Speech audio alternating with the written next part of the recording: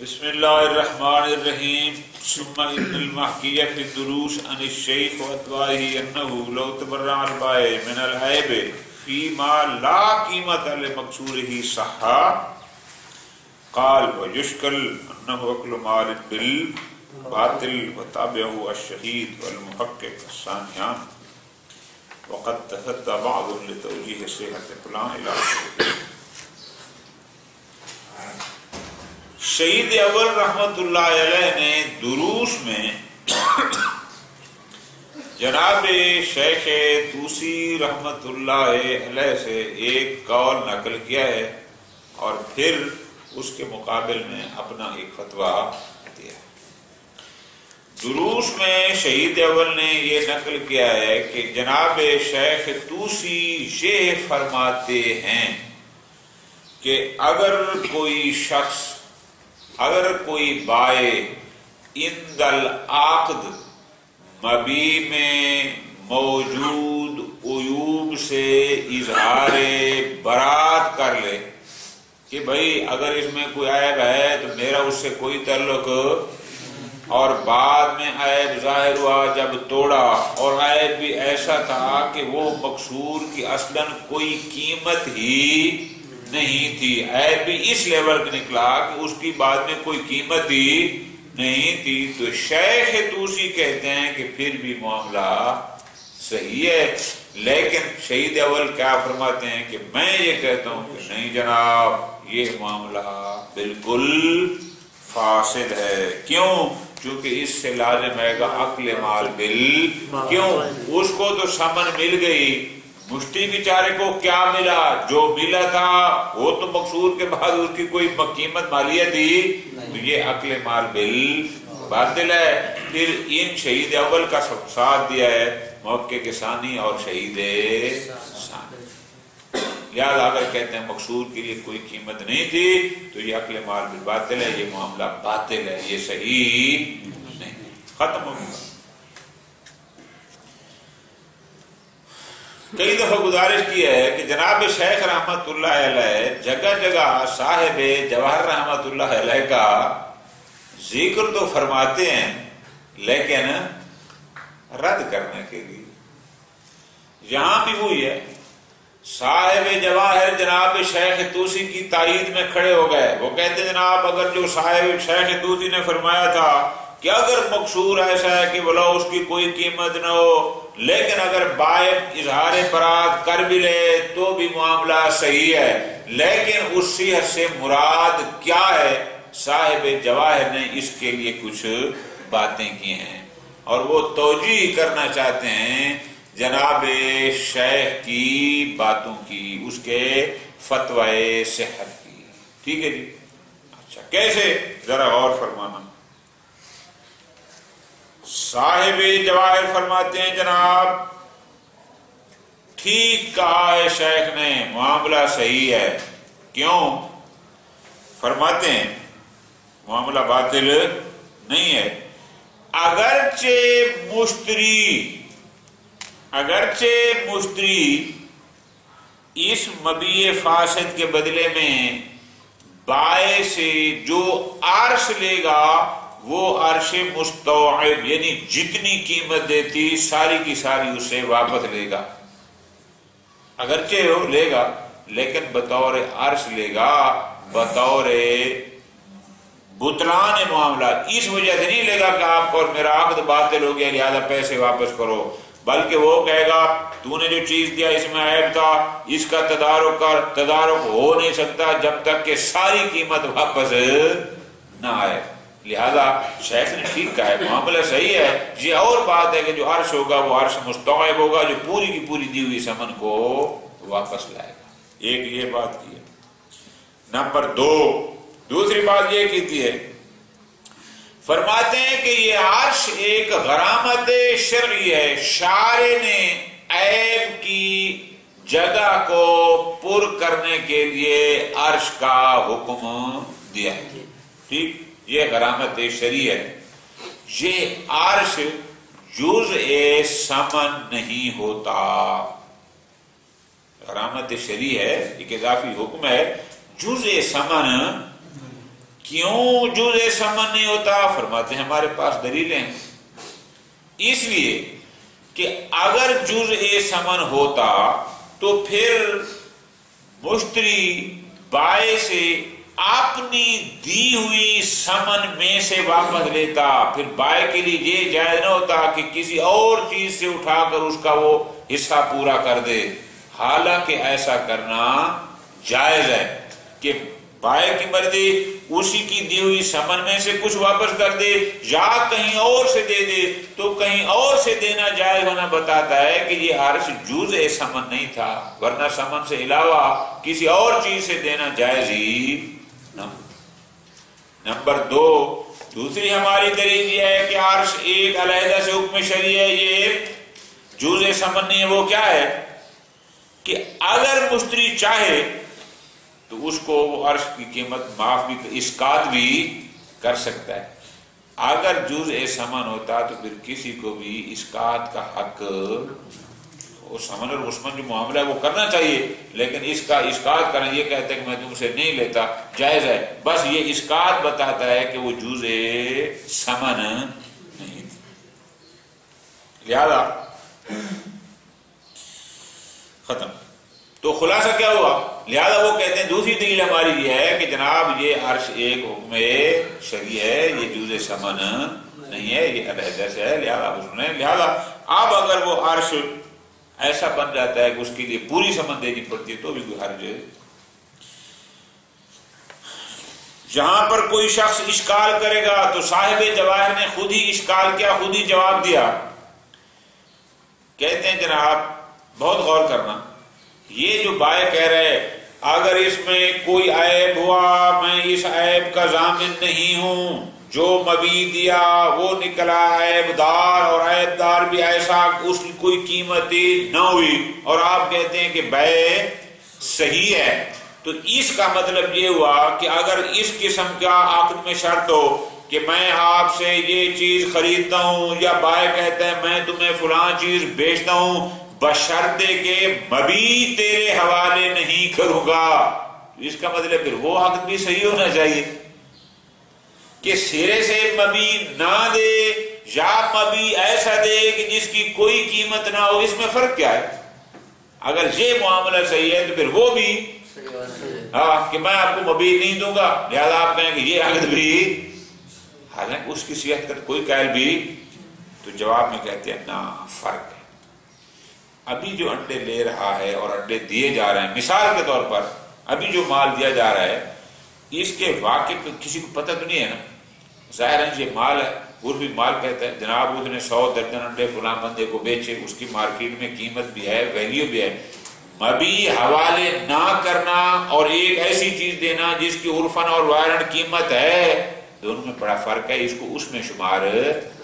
بس اب اگر وہ انڈے دے رہا ہے لیکن وہ ساتھ کہہ بھی رہا ہے کہ اگر خراب ہوئے تو میں اس کا ضامن ہوں، تو اب یہ اپنے ارادہ و اختیار سے اقدام کر رہا ہے اس کو لینے پر، کسی نے مجبور تو اس کو نہیں کیا اور خود لے رہا ہے، تو بس یہی کا ٹھیک ہے۔ اب فرماتے ہیں کہ اگر یہ شرط نہ لگاتا، غور کرنا کہ اگر اس نے اظہار برات نہ بھی کیا ہوتا، غور کرنا ہے، اور یہ نکل آتا عیب دار، تو پھر بھی عرش مانگ سکتا نہیں مانگ سکتا، ٹھیک۔ اگر اس میں سے فرق کرو 100 درجن میں سے 50 درجن خراب ہوتے تو 50 کا عرش لیتا، 20 درجن خراب ہوتے تو 20 کا، معاملہ تو صحیح ہے نا۔ اب اگر 100 کا 100 درجن خراب نکل آئے تو بھی معاملہ صحیح ہے، لیکن عرش ہوگا، لیکن عرش مستوعب کہتی ہے تو ساری قیمت ہی واپس ہے، وہ کہتے ہیں اس میں کوئی حرج نہیں۔ 3 باتیں ہوگی۔ چوتھی بات صاحب جواہر نے کہا جناب کوئی فقیہ بھی یہاں معاملے کے بطلان کی بات یہ نہیں کہتے کہ معاملہ باطل ہے، یہ کہتے ہیں کہ سارے پیسے اس کو واپس مل جائیں گے، ساری سمن واپس مل جائے گی، لیکن ساری سمن کا واپس مل جانے کا مطلب یہ تو نہیں کہ سرے سے معاملہ ہی فاسد ہے، ٹھیک ہے۔ یہ ہے صاحب جواہر نے او شیخ توسی کے صحا کی تعویل کرنے کی کوشش کی۔ جناب شیخ رحمت اللہ علیہ نے 4 طرح سے جواب دیے ہیں، جو توجیہ کیے صاحب جواہر نے کہ آپ کی توجیہ قابل قبول نہیں ہے؟ 4 جواب، بہت غور۔ پہلا جواب، جناب جتنے بزرگان نے بھی اس مسئلہ کو ذکر کیا ہے، کون سا مسئلہ؟ او ما یفسد الاختبار والا مسئلہ، اور اس کی ذیل میں پھر آیا کہ جناب اگر اس کے کثر کے بعد اختبار پر لاگو تو اصلا کوئی قیمت ہی نہیں ہے۔ تو 2 اصطلاح ہیں جو علماء نے اصطلاح کی ہیں۔ کسی نے واضح الفاظ میں یہ کہا ہے کہ بیع باطل ہے، بطلان البیع، اور کسی نے کہا ہے کہ لا یجوز بیع ما قیمتا لا، یہ استعمال ہوئی ہے۔ اور دوسری استعمال یہ ہوئی ہے کہ اگر وہ مبیع ایسا ہوا کہ بعد الکثر اس کی کوئی قیمت نہیں ہوئی تو ساری ثمن واپس آ جائے گی۔ یہ 2 اصطلاح ہیں، یہ دونوں اصطلاحیں بیع کے بطلان پر دلالت کرتی ہیں، صحت پر دلالت نہیں کرتی۔ ٹھیک ہے جی، کہ یہ دونوں سے یہ پتہ ہے کہ بیع۔ پھر جناب شہید اول کا خود جو کہا تھا کہ کچھ لوگ کہتے ہیں جناب اول روز سے معاملہ باطل ہوگا، اور میں کہتا ہوں کہ نہیں، من حین تبین الفساد باطل ہوگا، تو بات بطلان کی ہو رہی ہے نا، صحت کی تو کوئی قائل نہیں ہے۔ ایک یہ جواب ہو گیا۔ دوسرا جواب یہ ہے کہ جناب یہ 2 بندے جو لین دین کر رہے ہیں، ہم نے پیچھے بھی کہا ہے کہ سمن اور مشمل کو مال ہونا چاہیے۔ ہم نے کہا تھا اس میں تمول واقعی شرط ہے، تمول علمی شرط۔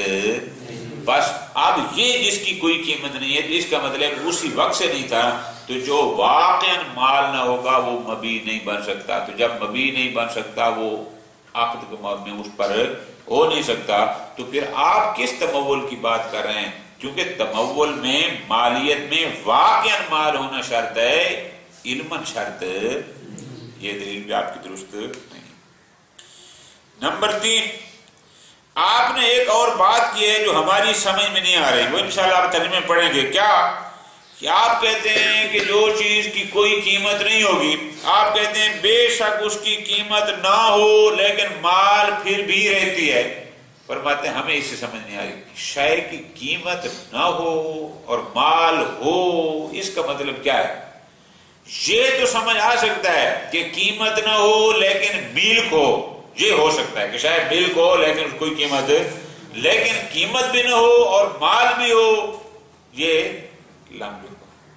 اور چوتھا جواب ہمارا یہ ہے آپ کو کہ وہ کیا ہے کہ جناب علماء نے کدھر گیا کہ عرش، آپ نے کہا ہے عرش مستوی ہے۔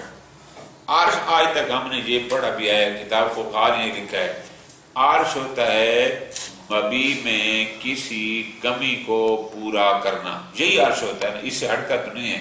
لیکن آپ کہہ رہے ہیں کہ اگر ساری کی ساری سمن واپس آ جائے تو وہ بھی عرش ہے۔ یہ عرش مستوی یہ نئی اصطلاح ہے جو اس سے پہلے فقہا نے استعمال، یہ اصطلاح کہاں سے ہے؟ ٹھیک ہے جی، تو پھر خلاصہ کلام کیا ہو گیا؟ خلاصہ کلام یہ ہو گیا کہ شہید اول نے دروس میں قول نقل کیا جناب شیخ کا کہ اگر جناب توڑنے کے بعد اس کی کوئی قیمت نہ ہو تو شیخ کہتے ہیں معاملہ صحیح ہے۔ صاحب جواہر نے اس صحت کی توجیہ کی کوشش کی ہے 3-4 باتیں کر کے۔ شیخ نے کہا کہ یہ توجیہات قابل قبول نہیں ہیں۔ پھر نتیجہ کہاں جائے گا؟ نتیجہ وہیں جائے گا کہ اس کا مطلب بات اسی کی حق ہے، کس کی؟ شہید اول والی، کہ نہیں جناب اگر مقصور کا پہلے اس کی کوئی قیمت نہیں ہے تو پھر وہ معاملہ باطل ہے، صحیح نہیں۔ ٹھیک ہے، پھر کچھ اور باتیں ہیں وہ شاید آج نہیں پڑھ سکتے۔ ثم ان المحکیہ فی الدروس عن الشیخ، شہید اول رحمۃ اللہ علیہ نے جناب شیخ اور ان کے اتباع سے یہ آپ کو پتہ ہے نا کہ یہ شیخ توسی وہ عظیم شخصیت ہے کہ ان کی وفات کے بعد 100 سال 125 سال تک کسی فقیہ نے ان کے مقابل کے خلاف کوئی فتویٰ نہیں دیا۔ ان کی وفات کے بعد کہ جتنے بھی آتے رہے، چونکہ آپ نے دیکھو نا اکثر یہاں پر ان کی اتباع کا ذکر، کیوں؟ چونکہ تقریباً 100 سال سے زیادہ کا عرصہ ہے کہ کسی بھی فقیہ نے شیخ طوسی کے نظریے کے مخالف، اتنا بڑا فقیہ تھا اور اتنا بڑا ان کا حوزہ تھا ماشاءاللہ، اور پھر سارے شگیر در شگیر چلتے رہے، 100-150 سال بعد آ کر پھر ان کے خلاف فتوے شروع ہوئے۔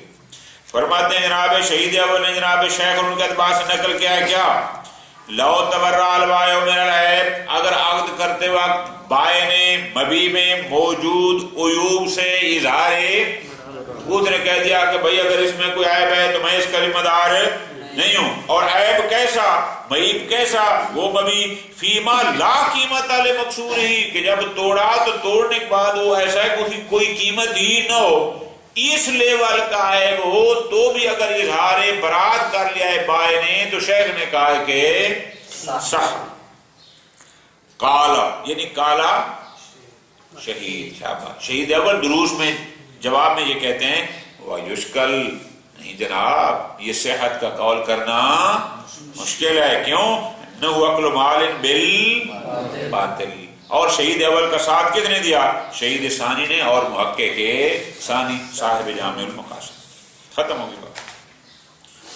قد تصدى بعض لتوجیہ صحت اجتہاد البراءۃ بمماثلہ، صاحب جواہر الکلام رحمت اللہ علیہ انہوں نے جناب شیخ کے نظریہ صحت کی توجیہ پیش کرنے کی کوشش کی ہے کہ اگر بائع جناب برات میں عیوب کو شرط کرا دے تو معاملہ صحیح ہے۔ اچھا وہ کیا کہتے ہیں، فتح ان کا خلاصہ یہ ہے، صاحب جواہر نے کہا جناب مانو بطلان البیع، کہ اگر اس نے شرط لگا تو انہیں متن عقد میں کہہ دیا تھا کہ میرا اس میں موجود کسی عیب سے کوئی تعلق نہیں، تو اس اگر وہ عیب دار نکل آیا اور عیب بھی ایسا کہ جس کے مقصور کی کوئی قیمت نہیں ہوتی، تو بھی وہ فرماتے ہیں کہ اس سے معاملہ باطل نہیں ہوگا۔ اچھا وَإِنِ اسْتَحَقَّ الْمُشْتَرِي مَجْمُوعَ ثَمَن، یہ اور بات ہے کہ مشتری اپنی پوری دی ہوئی ثمن کا مستحق ہو جائے گا، لیکن وہ ہوگا من باب العرش المستوی۔ سمجھ آ گئی بات کیا، ٹھیک۔ ایک بات نمبر 2 آگے فرماتے ہیں فَإِنَّ الْعَرْشَ غَرَامَةٌ، جناب یہ عرش غرامت ہے کہ أَوْجَبَهَا الشَّارِعُ بِسَبَبِ الْعَیب، جس کو شارع نے اس عیب کی کمی کو پورا کرنے کے لیے واجب کیا ہے، عرش شارع کی طرف سے ہے تاکہ اس عیب ہے جو اس کو کمی کو پورا کیا جائے۔ لَأَنَّهُ جُزْءٌ مِنَ الثَّمَن، یہ عرش جزء ثمن نہیں ہوتا کہ استحقا بسبب فوات ما قابلہ من المسمن، تاکہ ہم کہیں کہ مسمن میں جو چیز نہیں ہے اس کے بدلے میں پھر ثمن میں سے بھی اتنا حصہ واپس آ جائے گا۔ یعنی ایک نظریہ ہے کیا کہ صاحب جواہر کہتے ہیں عرش جزء ثمن نہیں بلکہ ایک غرامت شرعی ہے۔ اچھا واللذا، یہ لذا کو سمجھنا ہوگا، لذا کیا، یہ دلیل دے رہے ہیں کہ یہ عرش جزء ثمن نہیں ہے، اسی لیے تو یس کو تو بھی اس کا اگر مشتری اس کو ثابت کرنا چاہے تو ثابت کر سکتا ہے۔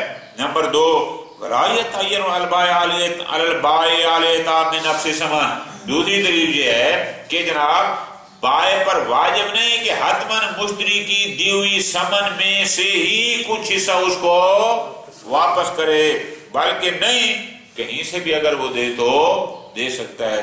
لہذا وہ یسقط بالتبری، لہذا اگر وہ اظہار برات کر دے اس کو ابراء کر دے تو بھی یہ ساقط ہو جائے گا۔ اب یہاں پر سوال بنتا ہے تو خود صاحب جواہر سوال بھی بنا رہے ہیں، یعنی وہاں تو ذکر کر رہے ہیں اور پھر اس کا دف، جیسے میں نے آپ کو پہلے آسان مثال دیے کہ کوئی بندہ کہتا ہے جناب گندے انڈے کسی کو دے دینا کہ ایک بھی کام کا نہ ہو اس میں، اور یہ کہہ دینا کہ میں تمہیں انڈے بیچتا ہوں 1000 روپے میں بشرطے کہ تمہیں انڈے نہیں دوں گا، اس میں فرق کیا ہے؟ یعنی سرے سے نہ دے یا ایسے دے دے کہ جو کسی کام کا نہ ہو، اس میں فرق توجہ فرمائیے نا۔ اس وہم کو لکھتے ہیں اور پھر آگے جواب دیتے ہیں، فرماتے ہیں لیس ھذا کاشتراط عدم المبیع فی عقد البیع، یہ وام نہ کرو کہ یہ خراب انڈے دے دینا ایسی ہے جیسا کہ مثلا عقد میں شر ہو جائے، شرط لگا دیں کہ میں زیر سے مبی نہیں دوں گا، نا ان میں فرق ہے۔ کیوں؟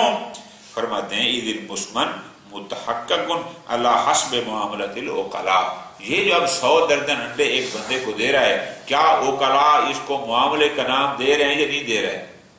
اب ابھی تک توڑے نہیں ہیں، چیک نہیں کیے، لیکن عقلاء اس کو مال سمجھ رہے ہیں، معاملہ قرار دے رہے ہیں، تبادلہ مال بے مال ہو رہا ہے۔ لم یعلم اعتبار ازید من ذلک فی صحت البیع، تو صحت بیع کے لیے اس سے زیادہ تو کافی۔ صحت بیع کب ہوتی ہے؟ جب مبادلہ مال بے مال ہو، مال قصد ہو، مال اختیار ہو، عقلاء بھی اس کو مال سمجھ رہے ہوں، تو وہ ساری چیزیں یہاں پر موجود ہیں۔ جب موجود ہیں تو اس کا مطلب ہے کہ یہ مال، یہ معاملہ صحیح۔ فما فرض رضا ہو بذلک، اور اگر اس نے یہ کہا ہے بائع نے کہ میں اس میں موجود کسی عیب کا ضامن نہیں ہوں، اور مشتری بھی اس پر ہو گیا راضی، یکون قادما علی بدل مالی علی هذا النحو، اس کا مطلب خود اقدام کر رہا ہے کہ اس انداز میں بھی مال پیسے دینے کے لیے تیار ہے۔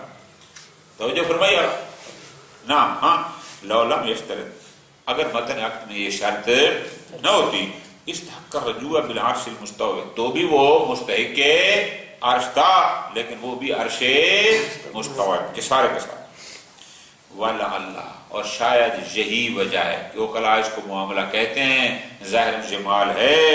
لم يعبروا بالبطلان، علماء اس معاملے میں جب تو لوگ کی تعبیر استعمال، لہذا وہ کوئی بھی نہیں کہتا کہ یہ معاملہ باطل ہے، بطلان کو استعمال نہیں کرتے۔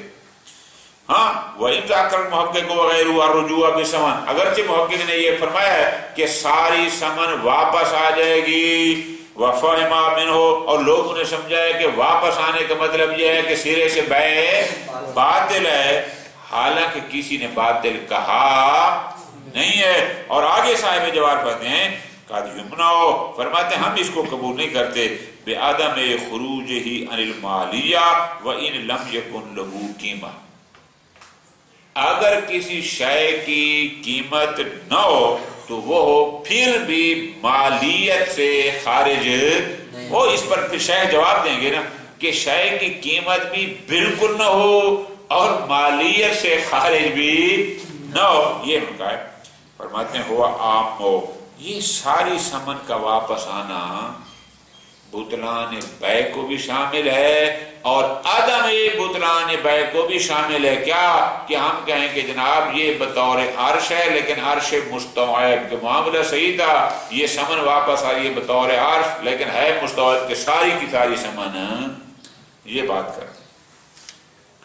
شیخ فرماتے ہیں لا یخفی فیہ مواقع النظر، یہ جو توجیہ کوشش کی ہے صاحب جواہر نے، اس میں بہت سارے اشکالات ہیں، 4 کو ذکر کیا ہے۔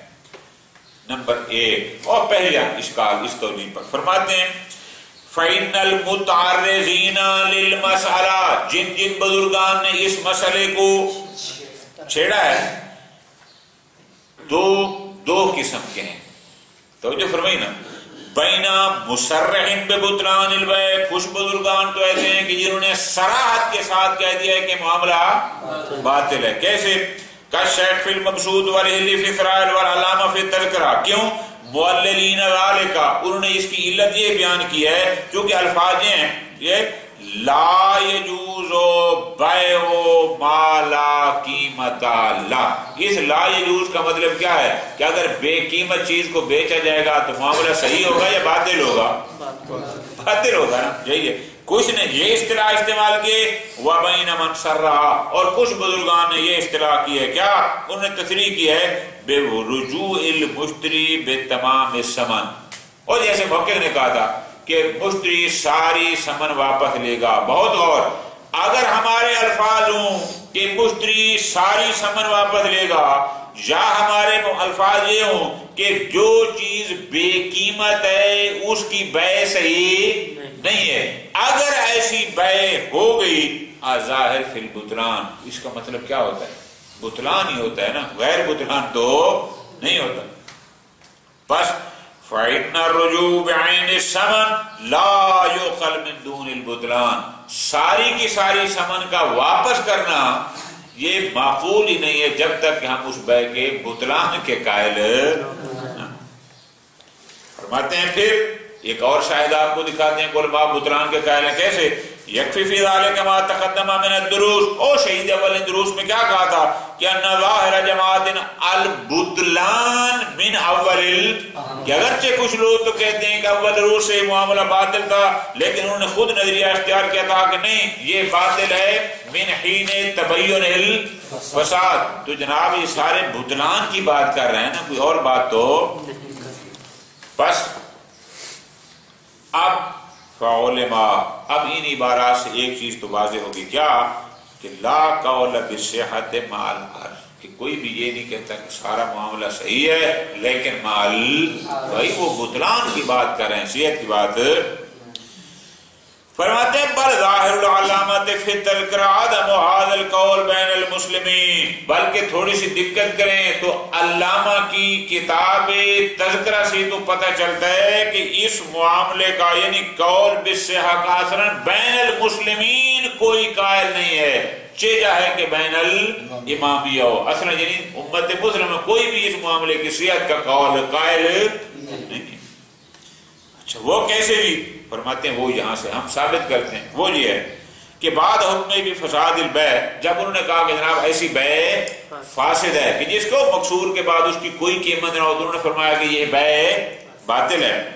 معللا بوقوع کیوں علت تاریخ دی، اس لیے بیع باطل ہے چونکہ عقد واقع ہوا ہے اس پر ما لا قیمت لا، جس کی کوئی قیمت، اور جو بے قیمت چیز ہو وہ مبیع بن ہی، یہ علت انہوں نے بیان کی تھی۔ خوب وحکایت ذالک عن بعض شافعیہ، اور پھر اسی فساد بیع والے اسی بطلان والے نظریے کو کہا ہے کہ کچھ شافی بھی ہیں کہ جو ہمارے ساتھ اس میں متفق ہیں۔ قال، علامہ فرماتے ہیں وقال بعضهم بفساد البیع، کچھ شافی ایسے ہیں کہ جو یہاں معاملے کے فساد کے قائل ہیں، لیکن لا لحاظ الا، البتہ دلیل میں فرق ہے۔ ہماری دلیل یہ ہے کہ وقوع عقد ہوا ہے علامہ لا قیمت لا پر، لیکن وہ بھی بطلان کی بات کرتے ہیں، البتہ دلیل ان کی تھوڑی سی مختلف ہے۔ اچھا کیسے؟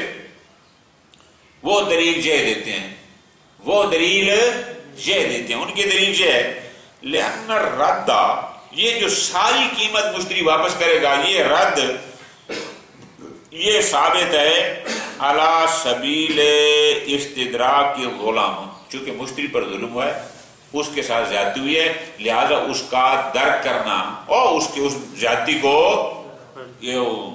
پورا کرنا، ازالہ کرنا وہ ضروری ہے۔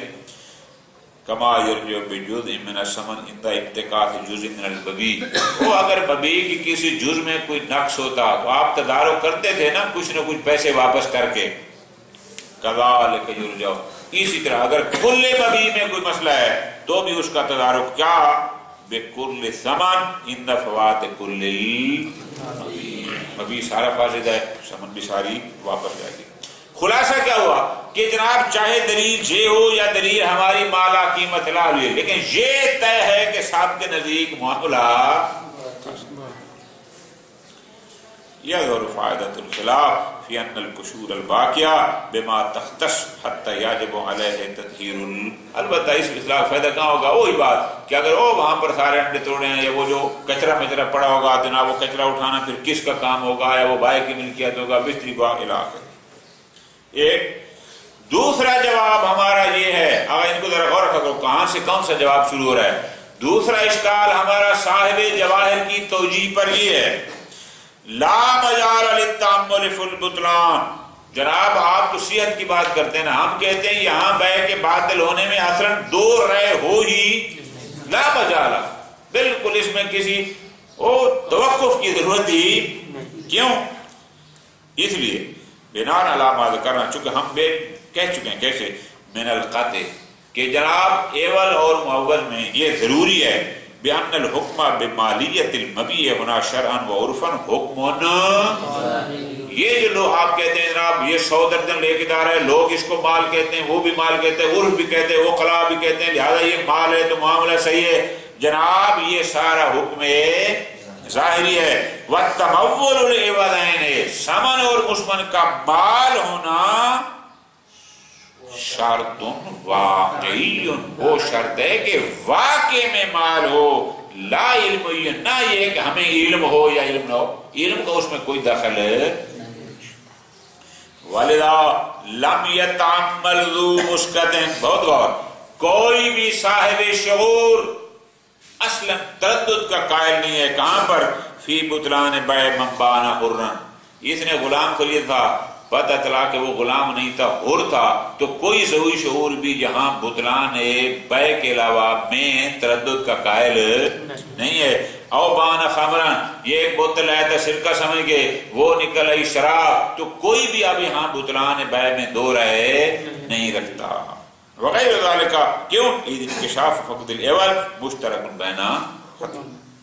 ثم، اس کے بعد فرماتے ہیں تیسرا جواب کہ ان الجمع بین عدم خروجہ عن المالیہ و بین عدم القیمت المقصور مما، وہ تھوڑا سا پیچھے جائیں، محقق نے کہا تھا نا یمنع بعدم خروجہ عن المالیۃ وان لم یکن، کہ اگر اس کی قیمت نہ بھی ہو تو وہ مال ہونے سے خارج نہیں ہوتی۔ یہ اس کے جواب میں کہہ رہے ہیں کہ یہ کہنا کہ شے کی قیمت بھی نہ ہو اور وہ مالیت سے بھی خارج نہ ہو، یہ ایسی بات ہے کہ مما لم یفہم، جو ہماری سمجھ میں آنے والی بھی، جب شے کی کوئی قیمت نہیں ہے تو وہ کیسے مال ہے؟ خوب، ہاں لعلہ اراد ملکیت، البتہ شاید ان کی مالیت سے مراد ملکیت، تو ہاں یہ ہو سکتا ہے شے کی قیمت بھی نہ ہو لیکن ملک پر باقی۔ اس کے بعد مضافن، یہ بنے گا چوتھا جواب، غور کرنا ہوگا، چوتھا جواب جناب شیخ کا صاحب جواہر کی توجیہ میں یہ ہے ان العرش المستوعب للثمن لا یخلو تصور ان، یہ جو آپ نے بات کی ہے عرش مستوعب کہ جو ساری ثمن واپس آئے گی نا وہ آئے گی بطور عرش، فرماتے ہیں یہ عرش مستوعب، یہ اشکال سے خالی، یہ عرش مستوعب کیا ہوتا ہے؟ کیوں؟ کیونکہ عرش جو آج تک ہم نے سمجھا ہے وہ کیا تھا؟ عرش کا مطلب تھا تفاوت ما بین قیمت، یہ صحیح ہے وال، دو قیمتوں کے درمیان تفاوت کی نسبت کو عرش کہتے ہیں۔ یہاں تو ساری کی ساری ثمن ہی واپس آ رہی ہے، اس کو بھی عرش کہا جا سکتا ہے، یہ تصور تھوڑا سا مشکل ہے۔ ہاں البتہ ایک بات ہے، ذاکر علامت فی تذکرہ، علامہ نے تذکرہ میں تحریر اور قواعد میں ایک عبارت لکھی ہے، وہ عبارت کیا ہے کہ ان المشتری للعبد الجانی عمدن، کہ اگر کوئی شخص ایک غلام خرید کرتا ہے اور غلام ایسا تھا کہ جس نے کسی کو عمدن جنایت کی ہوئی تھی، اچھا اب پتہ چلا یہ تو عبد جانی ہے، لہذا انہوں نے قصاص لینا ہے، یہ استرقاق کرنا ہے، جو بھی کرنا ہے، یا تخیر مال جال، تو علامہ کہتے ہیں جہاں مشتری کو اختیار ہے، اگر اس کو پہلے پتہ نہیں تھا پتہ ہے بین الفسق، چاہے تو معاملہ فسق کر دے، فیسترد ثمن، سمنا پہ جائے گی، او طلب یاش طلب کر، فَإِنِ اسْتَوْعَبُ الْجِنَایَةُ الْقِیمَةَ، عبارت کو صحیح پڑھنا ہے، اگر اس کی جنایت اتنی بڑی ہے کہ اس کی جنایت کی دیت اس کی پوری قیمت کے برابر ہے، سمجھ برابر ہے، تو کان العرش جمیع ثمن، تو عرش پھر پوری ثمن ہوگی، یعنی جتنی اس نے دی تھی وہ ساری کی ساری۔ یہ لفظ ہے کہ جہاں پر پوری ثمن کی واپسی پر بھی لفظ عرش کو علامہ نے استعمال کیا ہے، وَإِلَّا باقی ہم نے کہیں دیکھا کہ جنہیں پوری ثمن کی واپسی کو بھی عرش کہا ہو۔ ہاں قد تصدى جامع المقاصد، اگرچہ شہید محقق ثانی رحمت اللہ علیہ نے علامہ کی اس کتاب قواعد کی اس عبارت کی توجیہ کی کوشش کی ہے، لیکن فرماتے ہیں وہ توجیہ بھی ہمارے نزدیک درست نہیں ہے، کہ وہ کہتے ہیں ثمن سے مراد قیمت واقعیت تھی، وہ نہیں تھی جو اس نے دی تھی، تو فرماتے ہیں نا یہ بات یہاں پر قابل قبول